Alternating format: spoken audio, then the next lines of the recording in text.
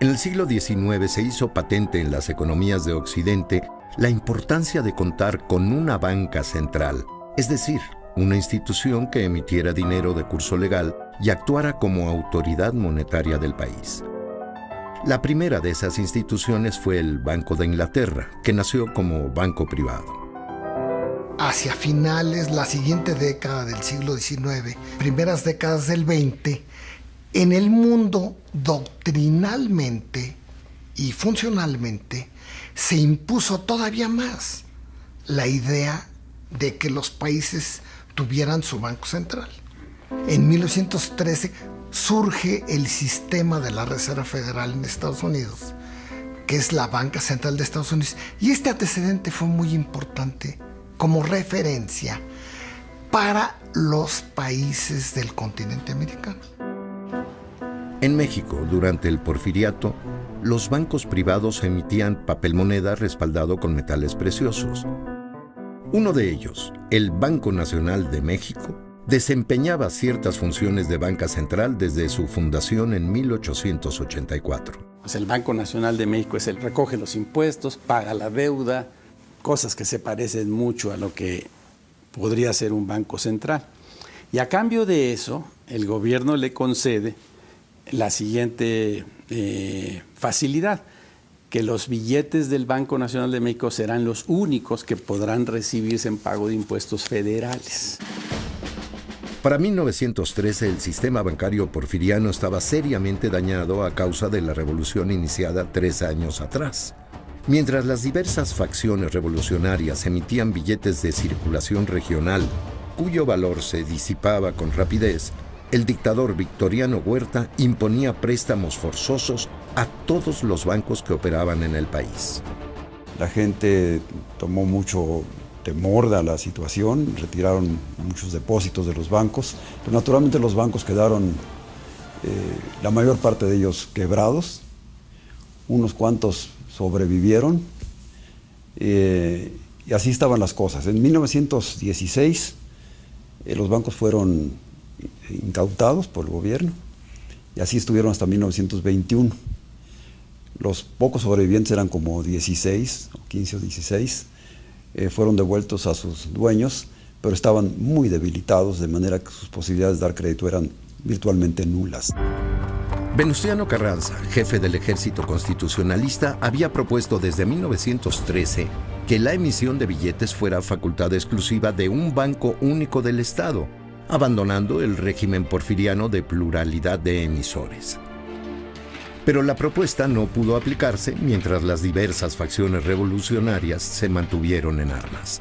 Lo que hace Venustiano Carranza es mandar la señal de decir, ya no vamos a seguir con el sistema actual. No puede haber una multiplicidad de bancos que estén emitiendo billetes.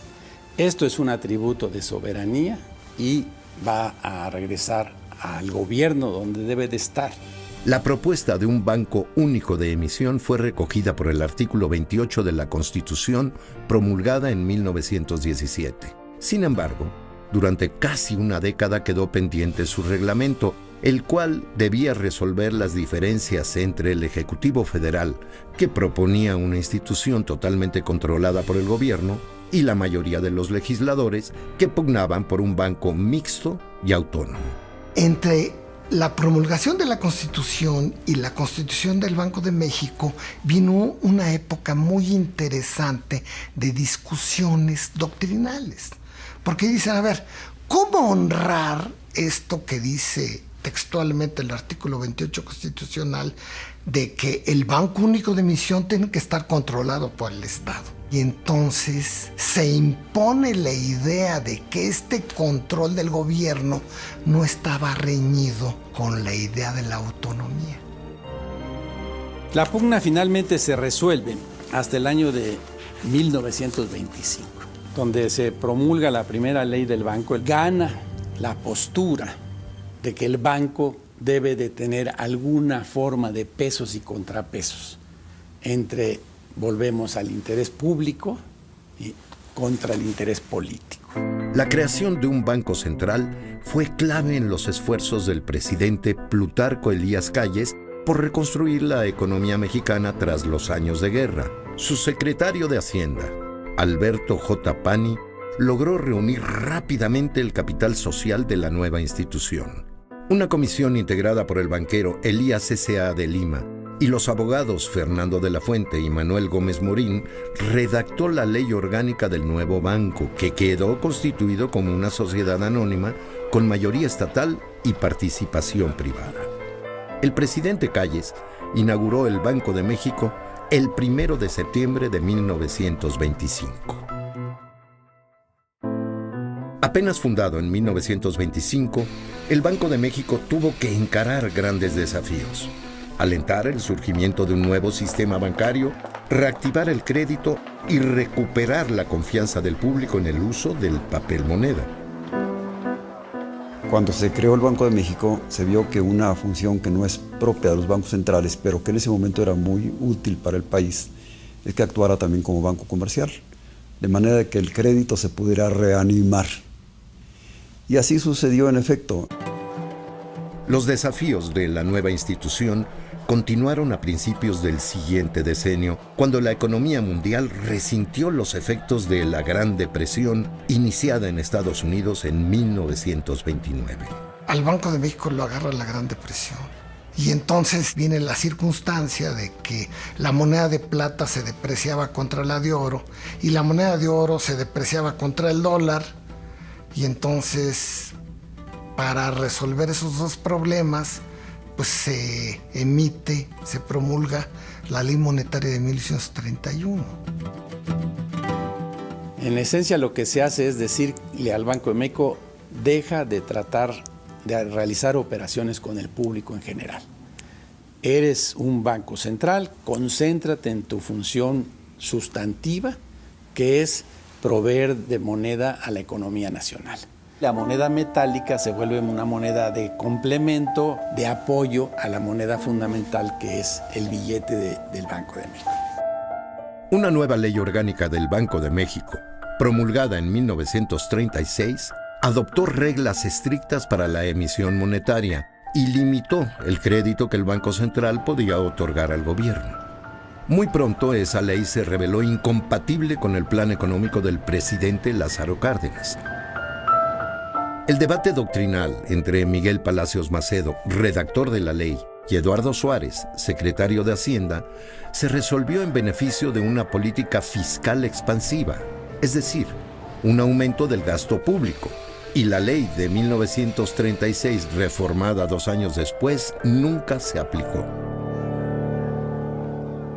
Por una parte, la rigidez misma de esa ley de 36, y por otra parte, la tentación del gobierno de recurrir siempre al crédito del Banco Central, hizo virtualmente imposible que esa ley se cumpliera. La inflación generada por la política económica y el desequilibrio fiscal del gobierno cardenista, sumados al déficit de la balanza comercial con Estados Unidos, ocasionaron la primera devaluación del nuevo régimen. El tipo de cambio pasó en 1938 de 3.60 por dólar a cerca de 5 pesos. Con la Segunda Guerra Mundial aumentaron las exportaciones hacia Estados Unidos y México se inundó con capital externo en busca de un destino seguro. México captaba mucho oro, pero no lo podía gastar porque no había en qué gastarlo. Las fábricas del mundo estaban produciendo armas para derrotar a Hitler. Entonces, pues hubo mucha inflación, porque además, doctrinalmente, el secretario de Hacienda, el general Ávila Camacho, pues era el mismo que había tenido el general Cárdenas. Hubo 2 fuentes de inflación, o más bien, 2 fuentes de expansión monetaria, ¿no? La acumulación de reservas y el financiamiento al gasto público. Al terminar la Segunda Guerra Mundial, el diferencial inflacionario entre México y Estados Unidos sobrevaluó la moneda nacional. Sin embargo, de 1946 a mediados de 1948, el régimen de Miguel Alemán Valdés conservó el tipo de cambio de 4.85 pesos por dólar. Entonces allí se junta otra vez el siempre presente exceso de gasto público, financiado por el Banco de México, pero se juntaron también otras cosas. se juntó una cierta recesión que hubo en esos momentos mundialmente, y se juntó la sobrevaluación que el peso había adquirido durante la época de la guerra. Porque durante la época de la guerra México estaba, por decirlo así, inundado de dólares. El déficit de la balanza comercial, la reducción de la inversión externa, el desplome de las reservas internacionales y la fuga de capitales ocasionaron una nueva devaluación. En mayo de 1949, a la mitad del sexenio alemanista, se fijó un nuevo tipo de cambio de 8.60 pesos por dólar. Las devaluaciones ocurridas entre 1948 y 1949 fueron traumáticas para los mexicanos. Menguaron sus ahorros, rebajaron sus salarios reales y frenaron sus intercambios económicos. La administración de Adolfo Ruiz Cortines adoptó medidas de austeridad, pero no pudo impedir una nueva devaluación. En 1954, el dólar se elevó a 12 pesos con 50 centavos.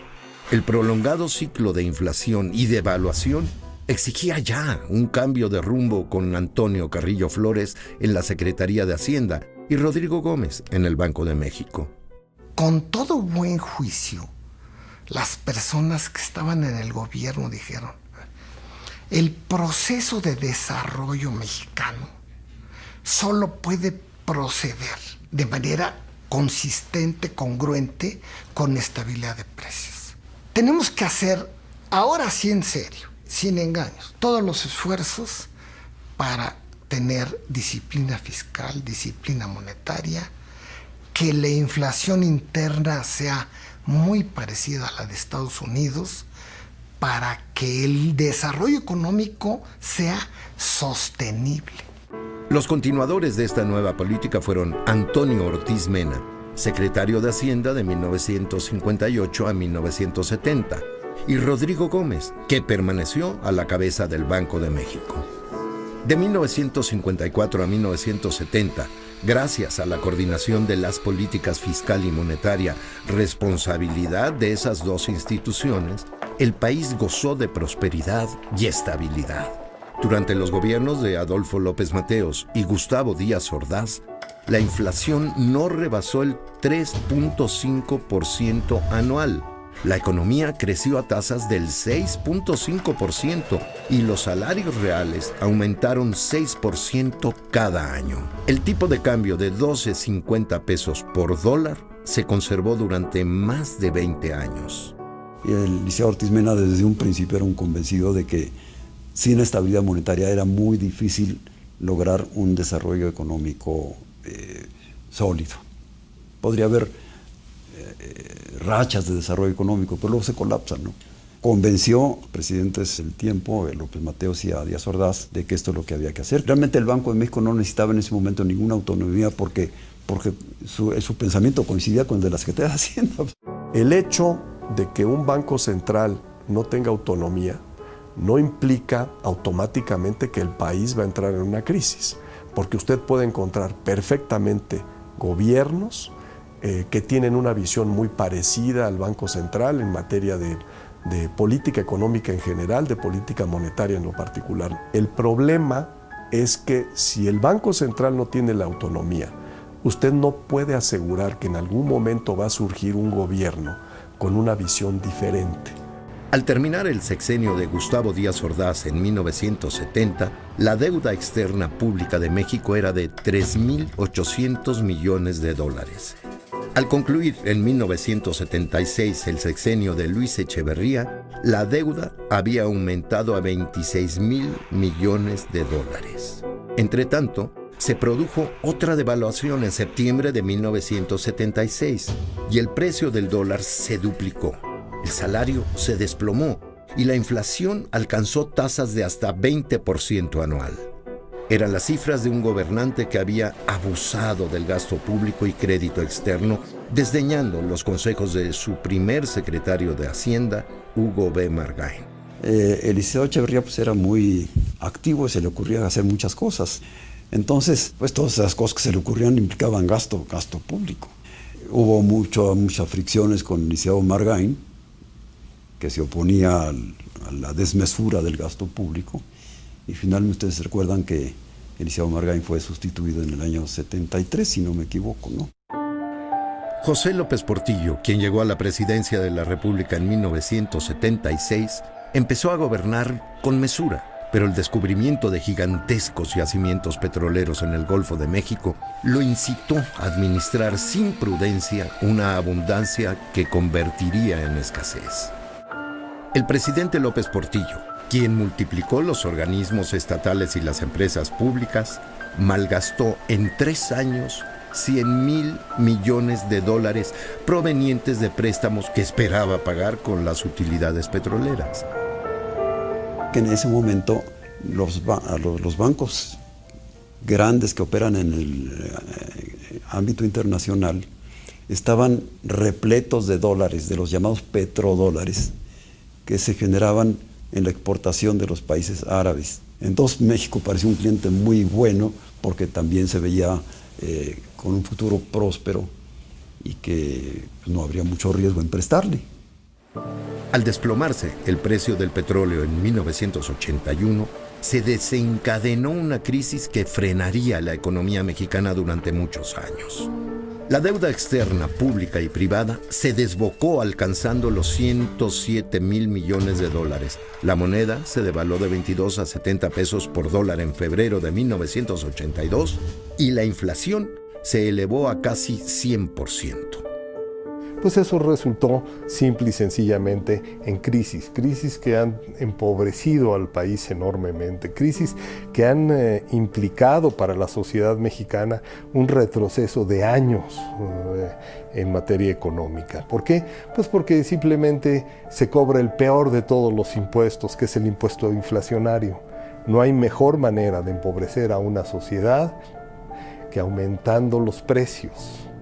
Después de una enorme fuga de capitales y un fallido control de cambios, López Portillo selló su fuga hacia adelante con la estatización de la banca el 1 de septiembre de 1982. Que nacionaliza los bancos privados del país.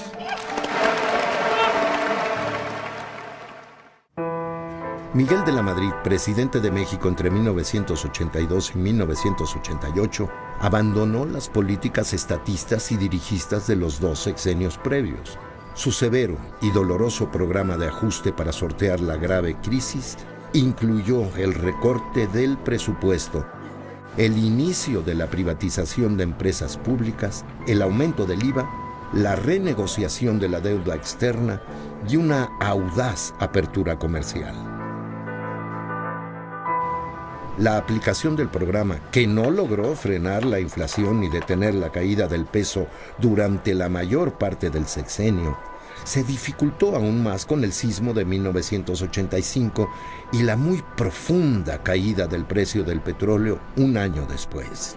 No obstante, gracias a un pacto entre autoridades, trabajadores y empresas, la inflación se redujo a 51% en 1988 y a casi 20% el siguiente año. Entonces se decide reducir la inflación de una manera dramática, heterodoxa, a través de un método directo. Le llamó esto un pacto de estabilidad y crecimiento económico para decir, bueno, todos nos vamos a poner de acuerdo para que ya no crezcan los precios. Es interesante el papel que tuvo el banco en muchos aspectos, pero en uno particular, que fue empezar a elaborar el índice diario de precios de la Ciudad de México para poderle mostrar a los líderes, concretamente a don Fidel Velázquez, que se estaba teniendo un resultado inmediato. Y eso ayudó enormemente para recuperar o para que nos dieran confianza de que el pacto iba a funcionar. El viraje económico iniciado por Miguel de la Madrid fue continuado por su sucesor, Carlos Salinas de Gortari, a partir de 1988. El nuevo equipo económico encabezado por el secretario de Hacienda, Pedro Aspe, reprivatizó la banca y continuó la privatización de empresas públicas, redobló la apertura comercial con la firma del Tratado de Libre Comercio con Estados Unidos y Canadá, redujo de modo sustancial la deuda neta del sector público y saneó, en definitiva, las finanzas públicas. Culminando un largo y sinuoso camino, en 1994 el Banco de México conquistó por fin su autonomía.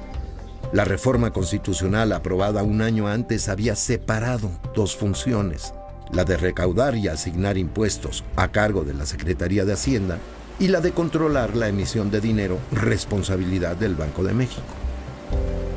En adelante, la tarea principal de la institución sería conservar el poder adquisitivo de la moneda nacional y ninguna autoridad podría exigirle crédito. El primer gobernador del Banco de México fue Miguel Mancera Aguayo, quien previamente había ocupado el cargo de director general.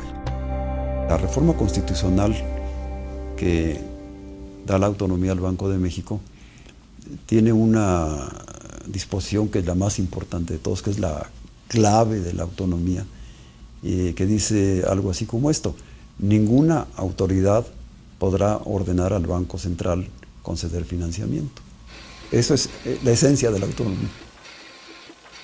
El proceso de estabilidad de los precios, que es hoy por hoy el objetivo prioritario que tiene nuestro Banco Central, ha sido una tarea muy larga que ha tenido vicisitudes, pero que ha dejado grandes huellas de aprendizaje. La decisión política acertada de hacerlo autónomo era una capitalización de los aprendizajes del pasado. Si el actuar del Banco de México o de cualquier banco central se desvían de ese objetivo y básicamente utilizan la inflación no para estabilizar el nivel de precios y lo dedican hacia el financiamiento primario de las finanzas públicas, pues por definición no están haciendo lo que tienen que hacer como objetivo principal. Durante el sexenio de Salinas de Gortari, la estabilización de la economía mexicana y las bajas tasas de interés que prevalecían en Estados Unidos atrajeron un gran flujo de inversión extranjera. Una parte considerable de dicha inversión se hallaba en bonos de la Tesorería de la Federación que vencían en 1995. Al mismo tiempo, la banca reprivatizada, sin experiencia, capacidad y control suficientes, inundó de crédito el mercado. Liberalizamos probablemente mucho el sistema financiero sin tener suficientes bases regulatorias y supervisorias del sistema bancario. Llega el 94 con una necesidad del gobierno federal de estar deteniendo salidas de capital que en gran medida estaban relacionadas con una gran crisis de confianza asociada a los asuntos políticos de México, también asociada al ciclo de alzas en las tasas de interés en Estados Unidos. A principios de 1994, la rebelión del Ejército Zapatista de Liberación Nacional, el asesinato de Luis Donaldo Colosio, candidato del PRI a la presidencia de la República, y otros eventos traumáticos, tornaron explosivas las vulnerables condiciones financieras del país. La incertidumbre empezó a contagiarse entre inversionistas y tenedores de deuda pública. ¿Qué cosa es lo que puede pasar en esas circunstancias? Que venga un brote de incertidumbre y viniendo ese brote de incertidumbre se genera un pánico y eso resulta en una crisis. Para diciembre de 1994, a menos de un mes de iniciado el gobierno de Ernesto Zedillo, los embates especulativos habían consumido las reservas internacionales del Banco de México. El nuevo gobierno decidió devaluar la moneda mexicana en un 15%, pero cometió el error de anunciarlo antes, lo que provocó la salida masiva de inversiones. Tras una devaluación que llevó el peso de 3.40 a 7.20 nuevos pesos por dólar en una semana, la moneda quedó finalmente sujeta a la ley de la oferta y la demanda.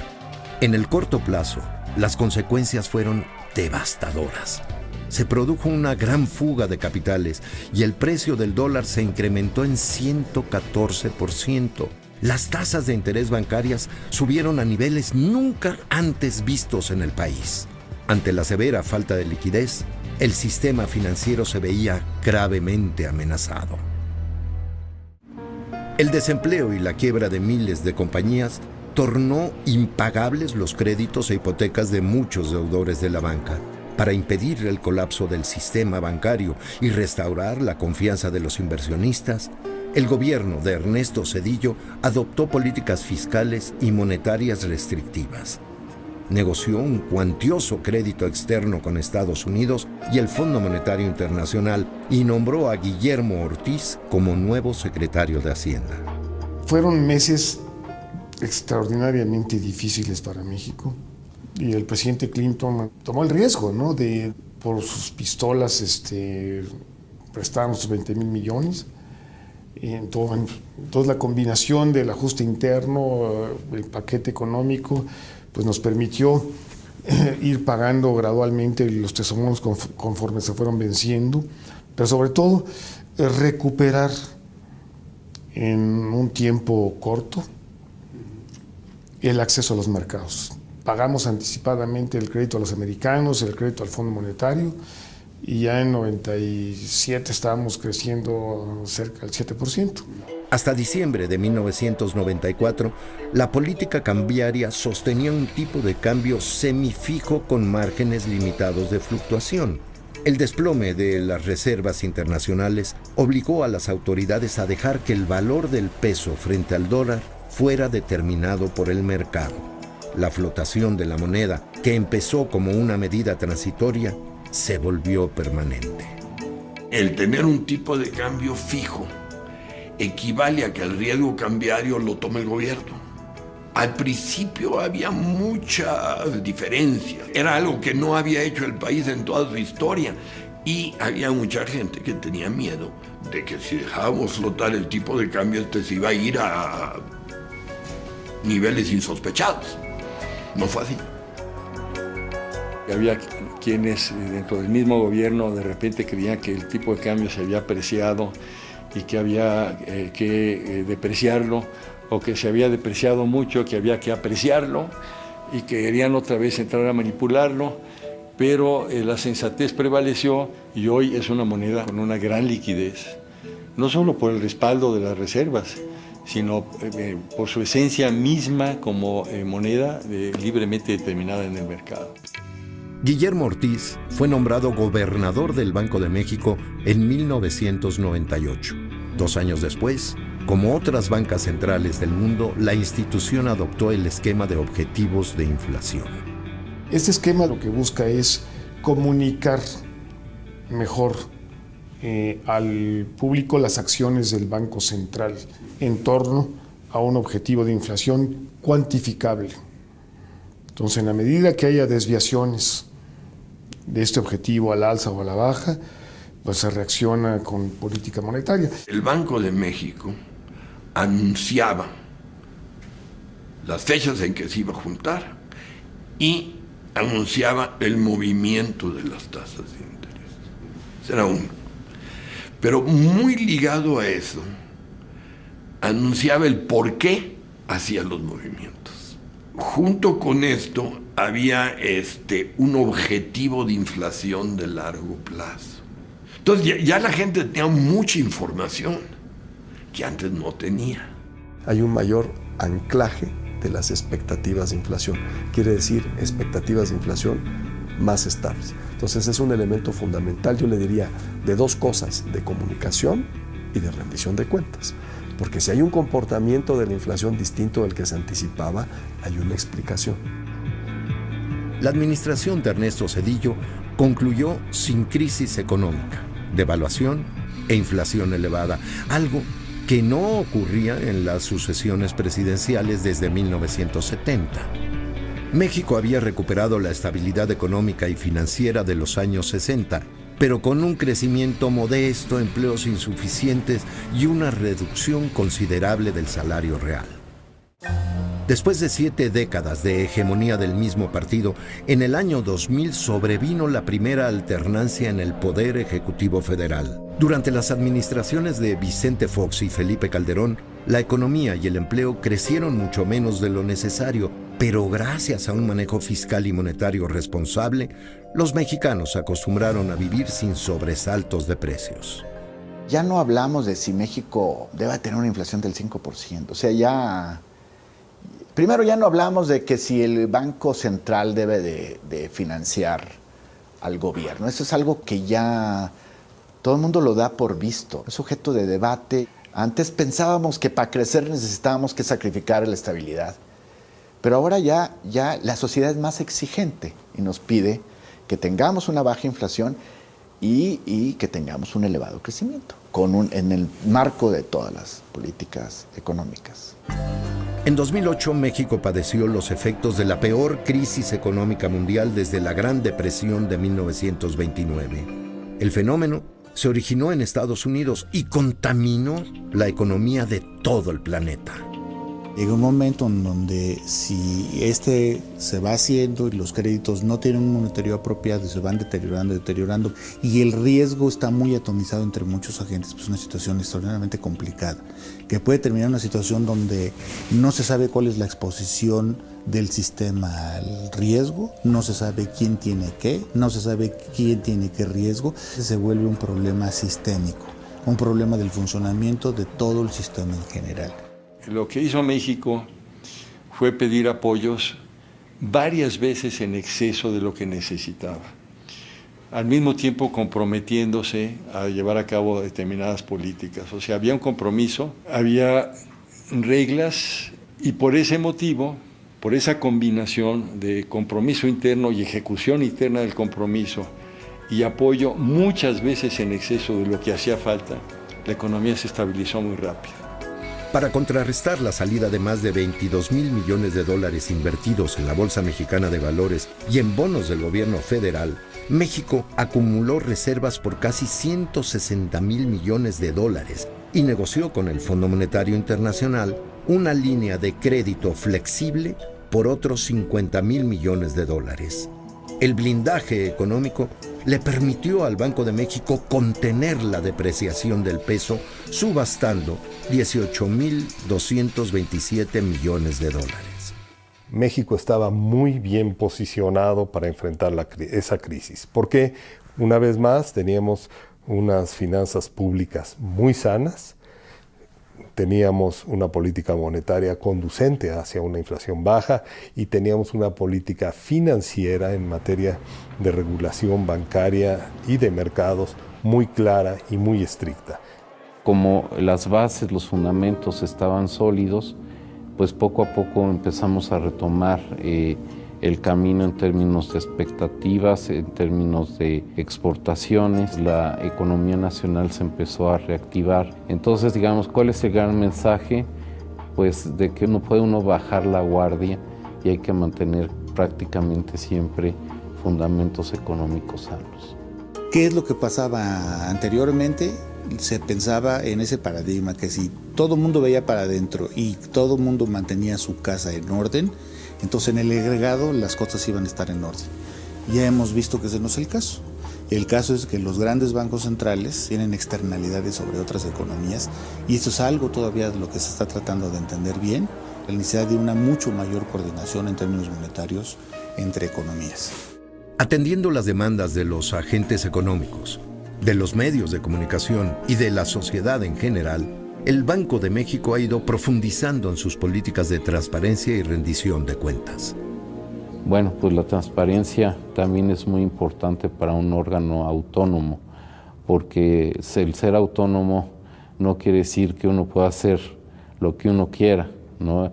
Es autónomo para el cumplimiento de un mandato específico. La sociedad quiere estar bien informada y bueno, pues nosotros tenemos que también responder de manera adecuada a esa demanda, ¿no? Un dato muy interesante, antes de que el banco fuera autónomo, la cifra de la Reserva Internacional se daba solo 3 veces al año. Ahora se da a conocer cada semana. Por primera vez desde la época del desarrollo estabilizador, la economía del país ha gozado de 3 lustros de inflación reducida. Gracias al control de la inflación que ejerce el Banco de México, los precios no devoran los salarios. Son viables los contratos de largo plazo como las hipotecas.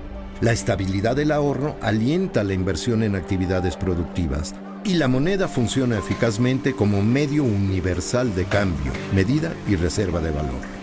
Sin embargo, durante los últimos 30 años, la economía mexicana ha crecido en promedio a una insuficiente tasa anual de 2.4% y no ha podido generar los empleos requeridos.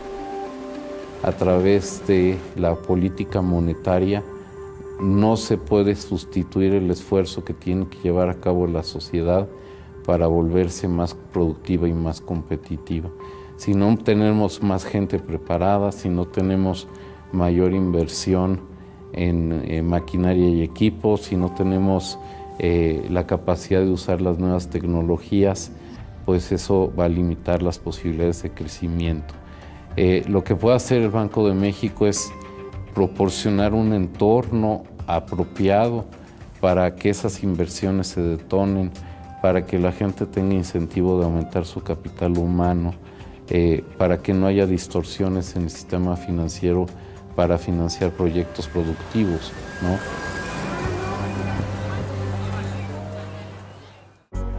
Aunque empezó desde 1929, la formación de recursos humanos del Banco de México cobró un gran impulso durante la gestión de don Rodrigo Gómez, de 1952 a 1970.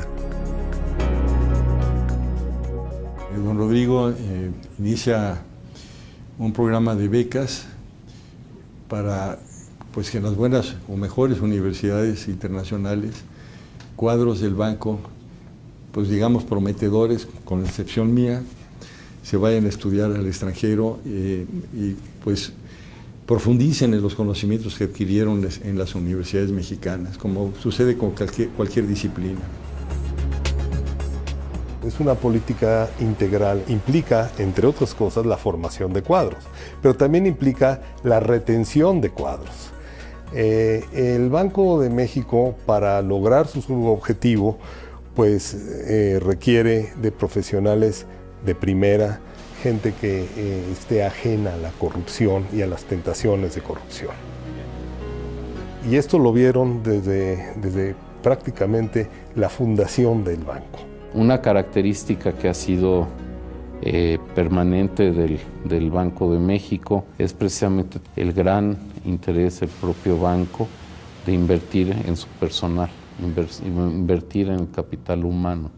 El Banco de México ha sido un semillero de funcionarios públicos, ha sido un semillero de banqueros centrales en todos los ámbitos que están a la altura de los de cualquier otro banco central, y eso pues es una garantía para que el Banco de México continúe cumpliendo con su mandato prioritario, atendiendo las funciones que tiene que atender y haciéndolo con excelencia. El elegante edificio que el Banco de México ocupa desde 1927 es el emblema del patrimonio cultural de la institución, que también comprende otros valiosos inmuebles de valor histórico o artístico ubicados en el centro histórico de la Ciudad de México. Una colección de pintura y una colección numismática. El Banco de México administra los fideicomisos de los museos Anahuacalli de Diego Rivera, la Casa Azul de Frida Kahlo, el Museo de Artes Aplicadas Franz Mayer y el Centro Cultural Isidro Fabela, y fomenta la educación económica y financiera a través del Museo Interactivo de Economía que alberga el antiguo convento de los betlemitas de la Ciudad de México. Se enseña en forma muy sencilla y hasta divertida cómo funciona la economía y cómo funcionan los mercados financieros. De tal manera de que los muchachos de las escuelas, inclusive niños de las escuelas, puedan tener una idea de cómo funcionan todas esas cosas aparentemente misteriosas, que no son tan misteriosas, sino son más bien el comportamiento de los seres humanos en su conjunto. A 90 años de su fundación y más de 2 décadas de autonomía, el Banco de México cumple con su función de proveer de dinero a la economía, atiende su mandato constitucional de conservar el poder adquisitivo de nuestra moneda y mantiene un compromiso para mejorar día con día su propio funcionamiento. El Banco de México es una institución, como muchas otras en este mundo, que se van perfeccionando, se van corrigiendo errores, se van haciendo modificaciones para quitar lo que está mal y poner lo que falta bueno. Y eso es lo que se ha hecho a través de este larguísimo periodo, ¿no? Sobre todo desde la fundación hasta la autonomía del 94.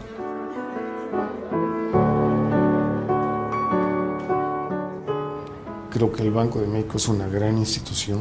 Es una institución que evolucionó con la historia del país. Jugó una mezcla de papel de Banco Central y, digamos, impulsor del Banco de Desarrollo. Y ahora el banco, bueno, pues es un Banco Central moderno, ¿no? Que está dedicado justamente al objetivo que hemos comentado. También se ha aprendido de los errores que se han tenido, porque sería muy presuntuoso decir que no ha habido errores, y eso pues, se ha, de hecho, materializado en leyes, en la Constitución misma, y eso pues, le da mucho más presencia al banco en el entorno nacional e incluso en el entorno internacional. Entonces, sus 90 años pues, es el pasado que nos ha puesto donde estamos el día de hoy, que es una institución muy destacada, muy reconocida y con un gran ánimo de coadyuvar a mejorar las condiciones económicas y sociales en México.